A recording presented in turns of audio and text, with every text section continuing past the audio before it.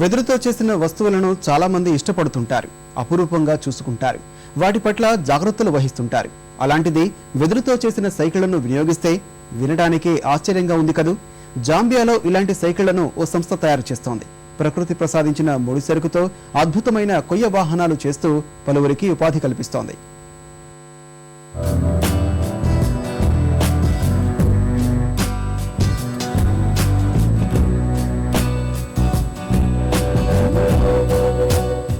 లోహాలతో తయారయ్యే సైకిళ్లకు దీటుగా వెదురు కర్రలతో చేసిన ఈ సైకిళ్లు జాంబియాలో తయారవుతున్నాయి.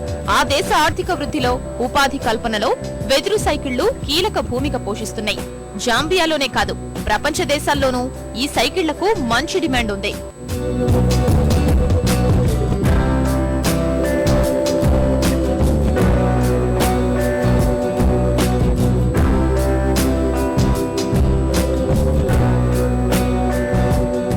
దేశ రాజధాని లుసుకా పట్టణంలో జామ్ బైక్స్ కంపెనీ చేసిన ఈ సైకిళ్లు విపరీతమైన ప్రాచుర్యం పొందుతున్నాయి. ఇనుముతో చేసిన వాటి కంటే తక్కువ ధరకే దొరకడంతో పాటు చూడ్డానికి అందంగా ఉండటం వల్ల అధిక శాతం యువకులు వీటి కొనుగోలు పట్ల ఆసక్తి కనబరుస్తున్నారు. జాంబియాతో పాటు ఇతర దేశాలకు సైతం ఈ వెదురు సైకిళ్లను ఎగుమతి చేస్తున్నట్లు తయారీదారులు చెబుతున్నారు. But we have perfected them in 2010 and we continue to improve the standard. Bamboo is a raw material that is very strong and it's only that it's been a primitive way of producing materials from bamboo, and what Zambikes did is simply convert bamboo into a bicycle.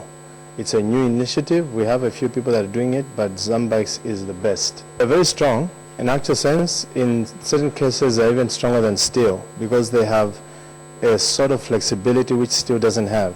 And when you're riding them, they're a little bit more comfortable because they have an absorber, they have some flexibility. టైర్లతో కొన్ని ఇతర భాగాలు తప్ప మిగిలినవన్నీ వెదురుతో చేయడం, వాటికి కొనుగోలుదారుల ఆసక్తికి తగ్గట్లు రంగులు వేయడం వల్ల వీటి గిరాకీ రోజు రోజుకి పెరుగుతోంది.